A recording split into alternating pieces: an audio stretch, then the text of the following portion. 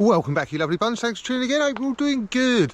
Cool. I really need to not do my intros after doing a massive effort up a hill. So today we're going to talk about something that I actually get asked quite a lot, and it comes up quite regularly in comments. So when you buy a bike, there's like different tiers. So like, you know, your more entry level ones will have different components, different wheels, different tyres, and like the more money you spend, essentially, like the higher quality your components will be. And quite often companies will put like cheaper wheel sets and that sort of stuff in order to keep the price down. So there's a few things you could change on your gravel bike to make it a lot more responsive, to make it a lot faster, a lot lighter. So we're going to have a chat about the things that you could change. If you want to upgrade your gravel bike, what are the best parts to upgrade it with? Talk about like the best value changes and the impact they'll have on your ride. If money's no option, we'll talk about that. And I'll talk you through a few of my changes that I've made on my bike and why I like them and why I'd never go back. And hopefully that intro wasn't far too fast. If it was, you can always play it back in slow motion and then maybe it'll make more sense. Let's go chat about gravel bike upgrades and which ones you should get and which ones, well, you should get all of them, but which ones are more important. We could burn it down, down, down, down, down. Look at what we found. For you, I'm always down, down, down, down, down. We could burn it down, down, down, down, down,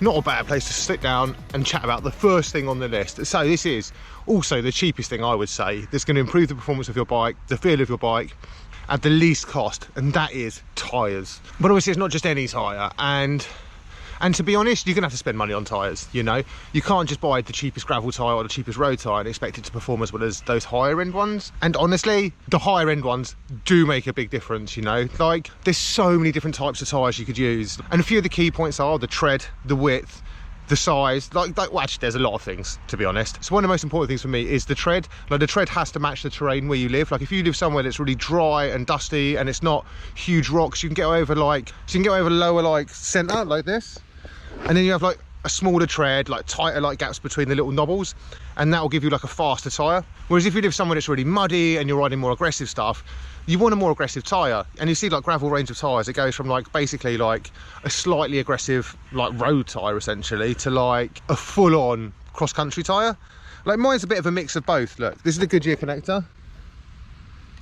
So it's quite tight in the middle, and then it's got like a nice spacing as it goes to the outside, so you've got that like grip on corners. And I also run like a 650B 50C tyre, so that means I can get away with running a tread that's not crazy aggressive, but I still get that grip because it's got like a wider platform. But then you need to check this will fit in your frame and that stuff. Like with 650B, most of the frames will fit like a 45C up to like a 50, because that's essentially I think the same as a 45C on a 700. So that's the first thing I change. It's probably, honestly, the cheapest thing you can change that will give you a noticeable improvement on like a pair of stock tyres you're running. If you do have questions about tyres or any of the things that I bring up today, do let me know down in the comments and I will try and answer all of them. Yeah, so that's number one, tyres. Anyway, I don't want to sit down too long because I'm loving it. So let's continue on this ride and I'll tell you about my next thing, which is slightly more expensive than tyres, but awesome. All right, let's crack on. We could burn it down, down, down, down, down. Look at what we found. For you, I'm always down, down, down, down, down. We could burn it down, down, down, down, down, down, down, down, down,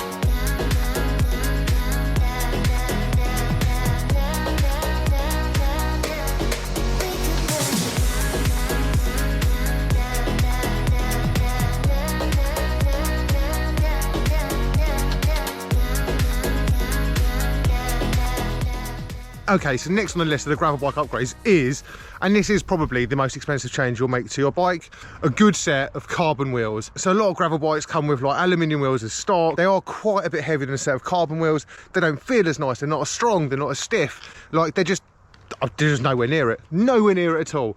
And honestly, biggest change you can make to your bike, that like rotational weight, the feel of carbon, like it absorbs vibrations much better than like an aluminium rim. And then I personally have got, I think it's a 38mm deep rim. That's like a little bit stiff. It's not too stiff, it's stiff enough. On my crit bike I run like a 60mm deep wheel because, well, like that stiffness is really important, but obviously on gravel and off-road you need a little bit of like flex in it, you know, and essentially the deeper the rim, the less flex you're going to have. So I've gone for a 38mm 650 wheel. My 700s are also a 38mm deep rim. It's a good size, you know. And also, going to be honest, right, if you're dropping like well over £1,000 on a set of wheels, you want them to look good, yeah. And I think a little bit of a deep section looks nice. And like, wheels really aren't just one of those things that you change just to like be flashy or make your bike look better. Like 100% you'll look flashy and your bike will look better, but you could genuinely do the same climb, the same run, the same ride, like twice, like back to back, the same power, and be running those different sets of wheels. Not only will your time be faster, it will feel so much better. And that is just true. Like, anyone that's switched their wheels from aluminium to carbon, let me know in the comments if you think I'm wrong. So honestly, if you have an aluminium wheel set and you switch that to a carbon wheel set, you will notice a difference. Like 100%. I guarantee it. No, I genuinely though, I actually really do. It's the first upgrade I try and make on all my bikes. Well, tyres first and then wheels. So I have a set of stayer wheels. They're hand built. They come with DT Swiss 350 like hubs. Another thing that you can change actually whilst I'm here is this, look. Bar tape. That's actually cheaper than tyres. It's not going to improve your performance as much as tyres will, but like bar tape, it does make it really comfortable. I'm using fabric tape. Honestly, I wear through it quite quickly. And I don't know if that's my hands or the tape. So I'm not sure if I'd recommend that. Supercaz, that's a really good bar tape. It's really thick and it's really like nice and comfy, especially for gravel. Redshift do actually do a nice bar tape too. If you know a good bar tape that's nice and thick and comfy, let me know down below as well. Good thing to change after you've changed your wheels and your tyres. So before I tell you my final gravel bike upgrade and I run you through the things that I've changed on my bike that I could not live without, let's go and enjoy this trail. Look at it, look at it, look at it, you lovely bunch, look. And look how sunny it is as well. I don't want summer to end.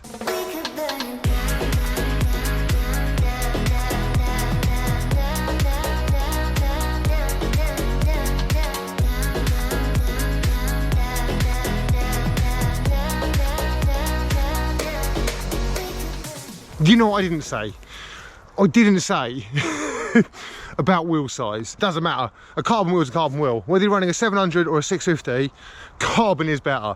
So like when you're upgrading your bike, a lot of the time, like people do, you do little bits here and there. You'll get a new seat, some new bar tape, maybe some new pedals, and you do it like slowly over time. But for me, the order you want to do it in is, you want to get those tyres, good tyres, tubeless tyres as well. So even if your rims aren't tubeless when you buy the tyres, well, the carbon rims that you're going to buy next, they will be tubeless. And then you set up your bike tubeless, and that's just the final upgrade that I would make on a gravel bike is the gearing, right? So that is either your front chainring or your rear cassette. So for me, rear cassette was like the no-brainer. So I've got a 42 Shimano GRX like front chainring. I don't think Shimano make one actually smaller than that. And I don't really want to go bigger because that gives me a good range when I've got a nice cassette at the back. And by nice, I mean I run an E13, I think it's a 10 to 44.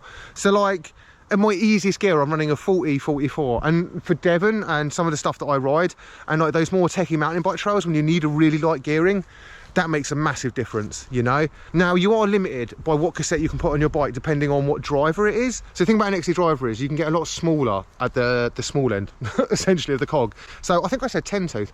Sorry, I'm running a 9 to 44. So basically that gives me a 49 when I'm descending, not a 40-10. My mistake. A 944, that's like a massive range. I don't think you get lower than an 11 speed when you run the slot on, because the way the slot on cassette works, like essentially a 9 speed is smaller than the bit that it would slot on, so it just doesn't work. So that's why I went for an XD driver, because I knew like SRAM make a cassette, they do a 10 to a 42, and I knew that E13 did a 9 to 44, which was like, for me, a no-brainer. Now these are expensive cassettes. Like a decent wide range cassette will cost you like anywhere between like £200 and £400, and that's just insane that it's for a cassette. But if you keep your bike maintained, you change your chain regularly, that cassette will last you a really long time. So for me, the final thing that I would change is the cassette. So you'll notice that when you're climbing, when you're descending, like if it gives you more gears, essentially there's bigger jumps between those gears, but what you get at the top end and the bottom end, that makes a difference.